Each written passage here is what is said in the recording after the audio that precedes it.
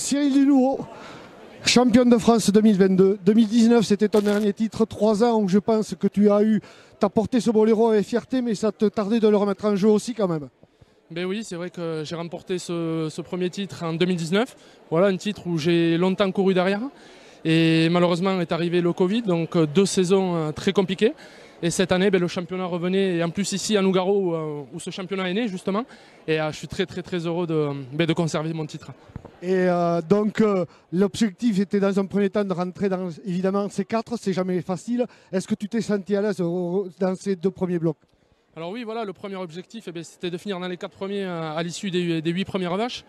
J'ai eu un petit peu de mal à rentrer dans mon concours, où j'étais pas totalement relâché.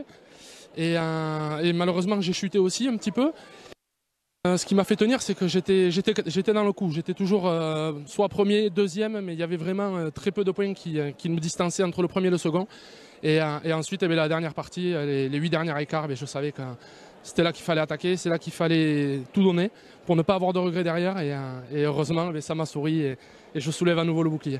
Et oui, on l'a vu, ce chassé-croisé permanent avec Loïc qui lui aussi voulait finir sur une grosse image. Et puis bon, ces 2 intérieurs magnifiques devant Yeltessa que tu redoutes, on le sait, tout au long de la saison. Et là aujourd'hui, tu t'es dit ça passe ou ça casse? Mais le souci, c'est que voilà, on arrive aux 4 dernières vaches, il fallait surtout ne pas tomber. Avec Loïc, on a été au coude à coude durant pas mal de temps lors de ce concours. Et c'était un coup lui, un coup moi. Mais bon, j'étais bien dans ma tête, je savais ce que je faisais, il ne fallait pas faire n'importe quoi. Et à Yeltessa, mais voilà, le tirage au sort un petit peu favorable aussi, puisque je la débute. Une vache que je n'affectionne pas, tout le monde le sait, ça je m'en suis jamais caché. Mais à 2 écarts, il ne faut pas avoir de regrets. Et voilà, je savais que ça allait passer, je ne sais pas pourquoi, je me sentais bien, donc mais heureusement, ça m'a souri et je conserve ce titre et c'est une énorme fierté pour moi. Une dernière question. On sait que tu avais un gros moment de doute avant d'acquérir ce boléro blanc en 2019. Tu ne savais pas où tu en étais trop de ta carrière, tu ne savais pas quelle suite tu allais donner à ta carrière. Aujourd'hui, elle est relancée quand même. Je ne sais pas si elle est relancée. 2022 a été très compliqué pour moi. Voilà, je me suis qualifié à l'in extremis lors des dernières courses. C'est une saison qui a été très difficile, vraiment, mentalement, physiquement.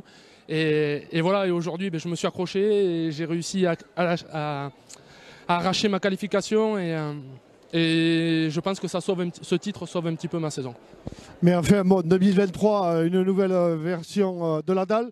Nouveau chef, on ne le sait pas encore, avec Cyril Le Boléro Blanc. On espère pour toi que tu pourras porter haut et force Boléro Blanc. Mais oui, je vais essayer de l'honorer. C'est vrai que je voulais prendre un petit peu de recul pour la saison prochaine lors des compétitions individuelles, parce que j'en suis un petit peu lassé, j'ai moins de motivation qu'avant. Et mais ce titre remet un petit peu les choses en jeu, mais on verra. Je vais réfléchir durant l'hiver et me poser les bonnes questions et on verra ce qui arrivera.